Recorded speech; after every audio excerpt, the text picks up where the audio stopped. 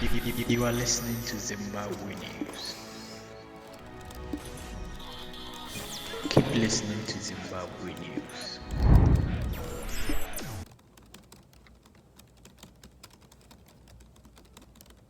I spoke to his aide who told me that he is...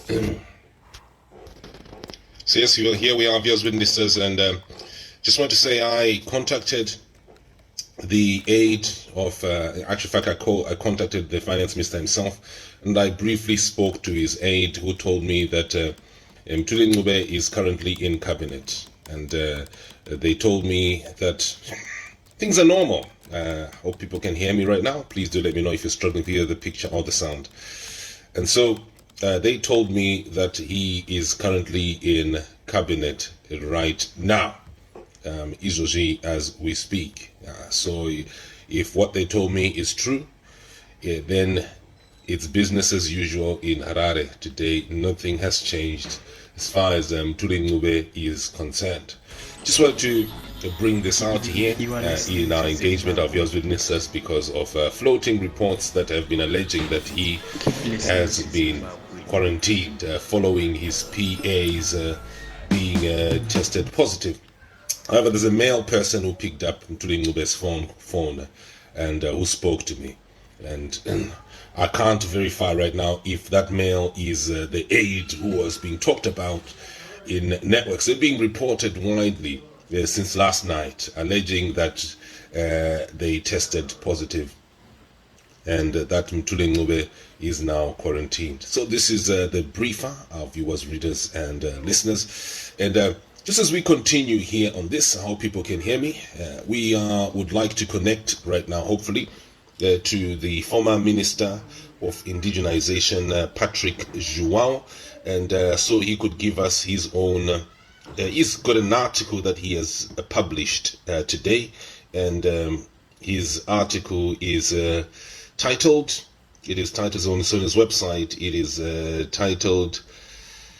Oh dear. Excuse me. It is a tweet, and I believe there's an article. Hopefully, we can connect to him right now. And so we've got here a tweet that the former Minister of Indigenization published, and he says he's requesting the Chinese embassy to send this urgent SOS to President Xi Jinping and to assist Zimbabwe deal with coronavirus as advised by the World Health Organization Director General Dr. Tedros. And Africa CDC, Zimbabwe needs help to avert COVID-19 calamity. And so this is what he briefly spoke to. And yeah, it is an article. I said it wasn't an article, it's actually an article. So it's on his website. And what exactly does Patrick João speak about here? He speaks about measures that the government must put in place. I'm hoping that we could, I'm hoping that the website, like it is struggling to load. Once it has loaded, perhaps we can go through some bits there. But he said here the Joint Operations Command must be deployed right now. We must have members of the force, for instance, assisting. We must have here a clear plan where there would be localized healthcare. And a person, for instance, who is in Karanda should not be treated in Mount Darwin. They must be treated exactly where they are. And so this is what he says. He's appealing to the Chinese President Xi Jinping to assist Zimbabwe's COVID-19 response as tribute to Mugabe's support for China. And this is his brief of yours witnesses here. It says, look, he's writing to President Xi Jinping this open letter to plead with you for the people of the Republic of China to assist the people of Zimbabwe to attack COVID-19 with aggressive and targeted tactics in a manner similar to how successfully you fought the pandemic. And so it's a very long article, as you can see here, and what João highlights here is the success that China has had with COVID-19. And there's a video that we released recently by the Chinese Communist Party's broadcasting network, and this video has got a presenter saying that China used one of the most draconian, they effected one of the most draconian quarantines in human history. And if not, as a fact, he said it was the most draconian quarantine in human history, in which he narrates here that they managed to beat COVID-19. Hopefully I could bring up bits of that, and this is what it is. Zimbabwean authorities to step up the southern African country's preparedness to handle any cases of the coronavirus. Chinese doctors are part of a rapid response team that has been set up to attend to any potential cases. So far, 502 people who recently travelled from China are being monitored for the virus. The Chinese embassy has urged its nationals to delay travel to Zimbabwe for the time being. So this is China. This is China literally telling its own citizens not to travel to Zimbabwe. And so the statement there is that Zimbabwe has clearly been evading, not telling the truth here. And this is a warning from the same news network. And no cultural values. It hits us just as hard. It levels the world. Facing the pandemic, it is not what happened matters. It is how we respond. For almost a month, it infected thousands in Wuhan in a day. And every hospital bed was occupied. Now, empty beds and closed wards in the city. How did China make it? It is nothing new, but it's worthy to know. According to an initial WHO report, an infected person appears to spread it to an average of 2.6 people. And after 10 generations of transmission, with each taking 5 or 6 days, that one initial case has spawned 3,500 in matters of days. Alright guys, And that is thank you what very the much world is for seeing. watching. If you're new What here, China please did hit the red subscribe break button. the cycle by If you enjoy what you just watched, please share for your friends. the to see scale what you just watched. unprecedented in history. Thank you. Extreme, draconian, and aggressive. These are the words used to describe China's response.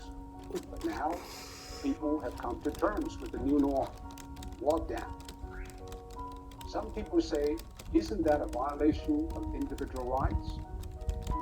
Actually, the balance between individual rights and public safety is always an ever-changing equation. After 9/11, all the airports in the world began to impose draconian safety checks on passengers, and people accepted it because we traded a little of our freedom for the greater good of the public. China imposed the largest and most draconian quarantine in history. Factories shut, public transport stopped, and people stayed indoors. By doing that, it flattened the curve. On one hand, China avoided many millions of cases and tens of thousands of deaths. On the other, it stretched out the time and made the hospitals restaffed and less strained. This is exactly what Europe and America should do. But public policy needs both ends to agree, the decision makers and the decision takers.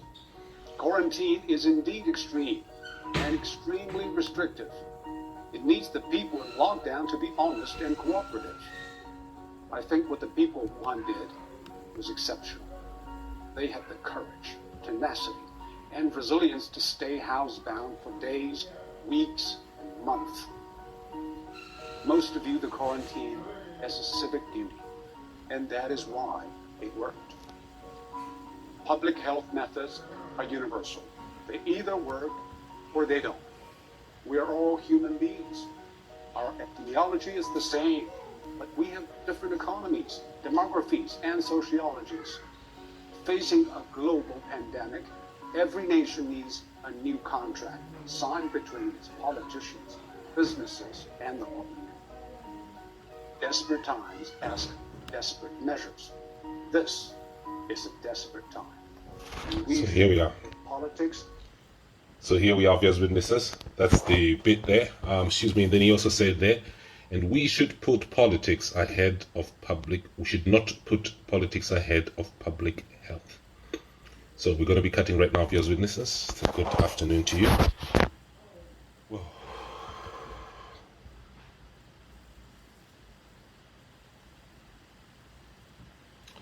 it has been a call by journalists like myself for the last 6 weeks against the government of Zimbabwe that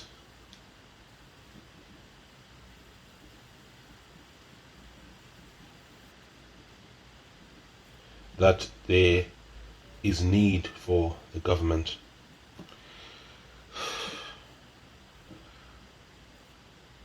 to act quickly. Not just the government of Zimbabwe, but governments all over the world. And one of these calls I made, it was way back earlier on, 3 weeks ago, when Themba Mliswa made revelation. These nationals who have been quarantined, against the denials by the government. Themba Mliswa made these revelations that these Chinese people are quarantined in Noto, but they are moving around freely and spreading it. And this was on the 5th of March. When I was coming into the country, you get to the airport and they take your temperature. Then they ask you a question, where have you been in the last 3 weeks? And then you say, let's say I've been examined. They don't check your passport to see whether you've been examined. And coronavirus can be in incubation for 24 days. And they don't check the passport. So what about if somebody lies with me to China and says, I'm coming from SA? So what measures are they taking at the border to ensure that this passport stamp shows you're coming from Zambia? And secondly, probably my situation is the most worrisome. We've got 400 Chinese working at the Chinese factory. And it actually came to my attention this morning from a member of the procedures who sent a message to say that, are you aware, Honorable, that there are Chinese who are going to quarantine but are moving in and out of the factory? So I have the message. So I forwarded it to the minister, hoping something can be done.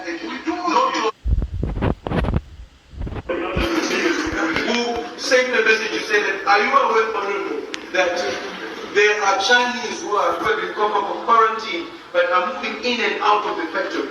So I have the message. So I forwarded it to the minister, hoping something can be done. Not at this point in time is not so sure about what's going on, because they're coming in, out, and as a result, they're spreading it, they're bringing in again. And that is going to be actually quarantine. We're talking about 400 Chinese in one place. There are about 1,100 Zimbabweans.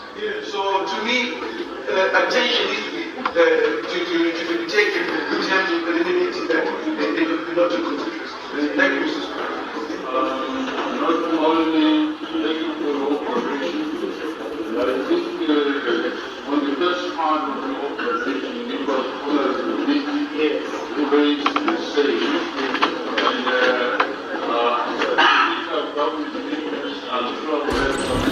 Alright, this is the end of our program. You are listening to Zimbabwe. Remember to press the share button. Keep listening to Zimbabwe News.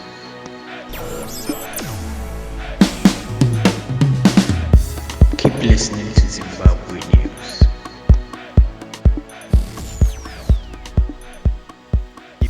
You are listening to